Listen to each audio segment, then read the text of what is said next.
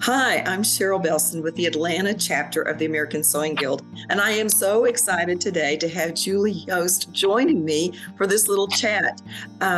Julie is the founder of a popular hashtag known as WayWhat, and so I'm very excited to have her introduce herself and tell us a little bit about that. So Julie, welcome. Thanks for joining me. Thank you, Cheryl. Thanks so much for inviting me. This is, I'm honored. I'm surprised. I'm honored, but I'm happy to be here, especially on this very, very snowy day. I live in Rochester, Minnesota, and we are in the middle of a snowy blizzard. So it's refreshing to talk to someone who's down in the warm. I'm assuming you're a bit warmer than I am. It's a little warmer here than it is there, but we're supposed to get down to 9, which is really cold for us in the next couple of days. So I'm sure your snow is beautiful, but I really don't envy that.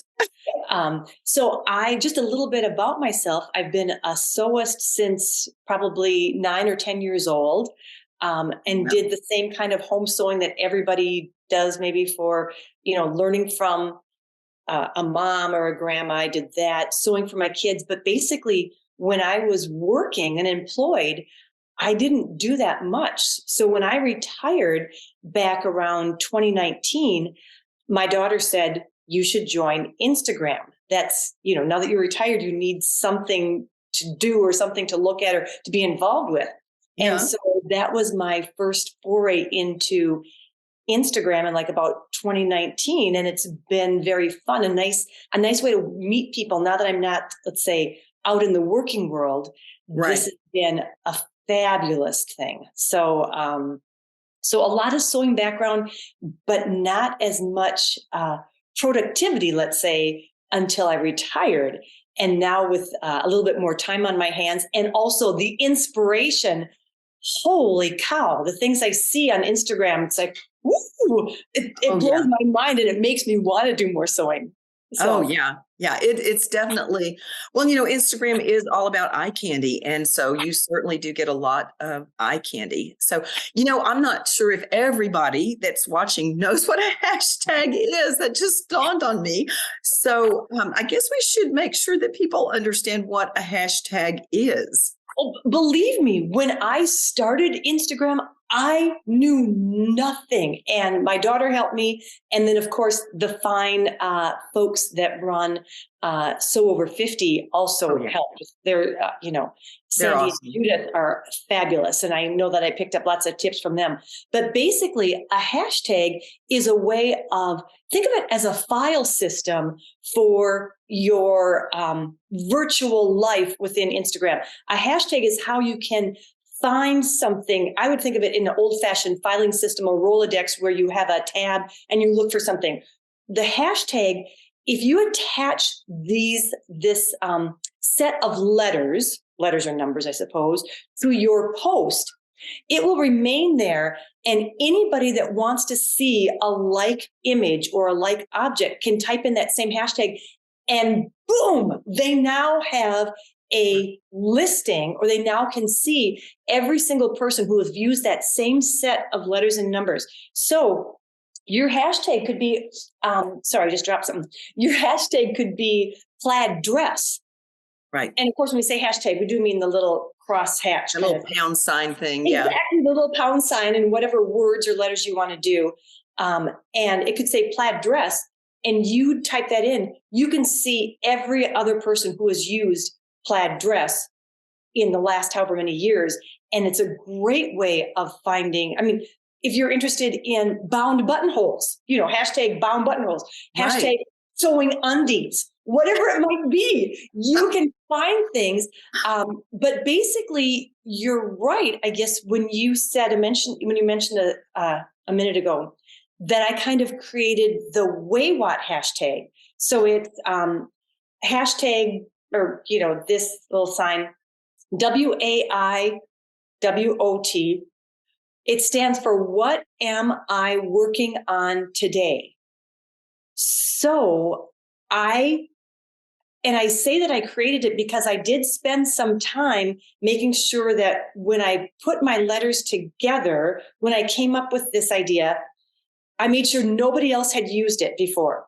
So that set of letters, way back when I started looking at this in August of 2020, nobody else had ever used WAIWOT before. And so when we took it over and we started it, we were the original ones. And since then, it's been used almost 9,000 times by SOAS on Instagram. That's crazy. And again, it is kind of crazy. Because I still have the screenshot of like the initial 4 people who joined in on that very first week when I said, hey, you guys, I'm using this hashtag. If anybody wants to join me, it stands for what am I working on today? What am I working on today?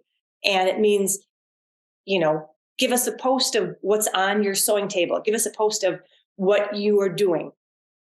Yeah. And I was telling you what before we started the recording that it has inspired me. If I have had a busy week and I haven't been up in my sewing room and it's Friday and I know that you start collecting things for the weekend, I'm like, whew, I better get up there and I better sew something. If I just can sew a seam, I could go, oh, look, I'm working on this because that's what I'm working on today, even if I didn't get very far. But it's been like an inspiration for me to get back up there and do something if I haven't been. Oh, So. I am so happy to hear that. And I also, maybe it would help if I kind of also shared why I did it, because Yeah. I hadn't been on Instagram very long. And first of all, I want to say this is not a criticism of any person. This is my perception, I guess. So it's not any one person or any bad thing. But as I was watching or looking at Instagram, I just kept seeing everybody who was doing beautiful things and beautiful garments and tailoring, and they were popping up all these things. And I thought, I can't keep up with them. Nobody was making me feel bad. It was me thinking, I'm not that good of a sewist. I don't have that many good outfits to show. I'm not that fast of a seamstress. How can all these other people post all these beautiful things and they're showing all these great dresses and these shirts and these pants, and I can't keep up? That was kind of the starting point. But my whole entire background, my career, my jobs, my life is in process improvement.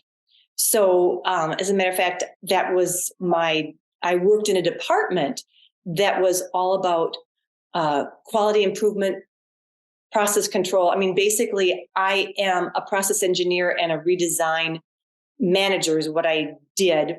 Interesting. And so I started thinking, if my job and my career was about the process, why am I only focused on the outcome? And in all of our lives, it's like the process, they always say it's the journey, right? It's right. You go somewhere and you end up here. It's like, okay, it took you, there's a journey to get there. Why are we focusing on only the end result when there's a whole journey involved? Or why are we only focusing on the beautiful dress when there was a whole lot of work involved in all that? So why aren't we sharing that? And I thought, you know what? If I can come up with something that focuses on the process, number one, I'll feel less pressure to be putting out a new outfit every week.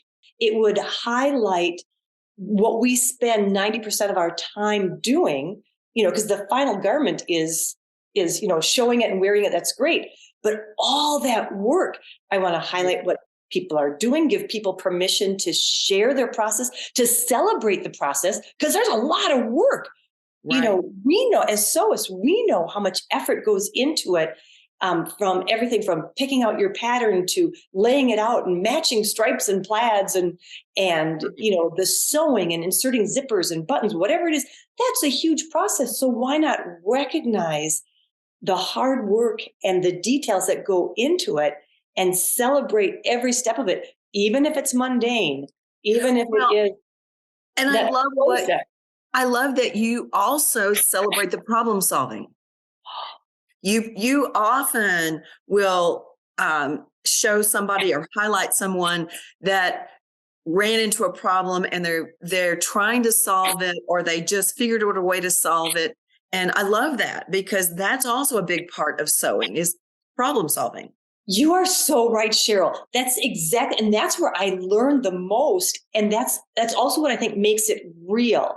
I think I applaud the people who are brave enough to share. It's like, oops, my zipper didn't go in well this time. Does anybody have a secret for sewing in an invisible zipper? Or, oh, this is my first time doing bound buttonholes. Oh, it's backwards. There's number one, when you see a post like that, it makes you feel like you're not alone. It's like, oh, I'm not the only person that fears doing buttonholes, or I'm not the only person who is sewn my sleeves wrong side out or inside out or whatever it might be. It's like, I thought I'm the only person. It gives you permission. What am I working on today? I'm working on ripping something out. That's right. But then it's like, I'm not the only one that ripped up something. I'm not the only one that's afraid of jumping into this. So it really has made me feel like there's kindred spirits out there, or people that are experiencing the same thing. And not to mention all the things that I've learned. I've learned shortcuts and best practices for putting in invisible zippers, for doing hems, for sewing with fur, for matching plaids, whatever it might be. Someone out there has shared a tip or a trick or a lesson learned. And it's like, oh, that's brilliant. That's fabulous. So why don't you tell people how they can participate in this? It's easy, but give a few tips. Sure. Any day of the week, anytime you feel like it doesn't have to be fancy. I'm just saying, if you want to post something and you don't want to wait till your garment is all the way done, post what you're working on, what's in your hands, what's on your cutting table, what's under your sewing machine needle. Snap a photo, give it a post, but use the hashtag WayWatt. Include that in your post, and then I will find it. And every Friday or so, I gather up all the folks that have used the WayWatt hashtag that week, and I sort through and I grab maybe anywhere from 10 to 30, but maybe usually around 20, let's just say, people who have used that hashtag. And then I put them in my stories every weekend. That's called the WayWatt Roundup. And so if you have used that WayWatt hashtag, I will search. Remember how we said hashtags are kind of like a searching mechanism in a filing system.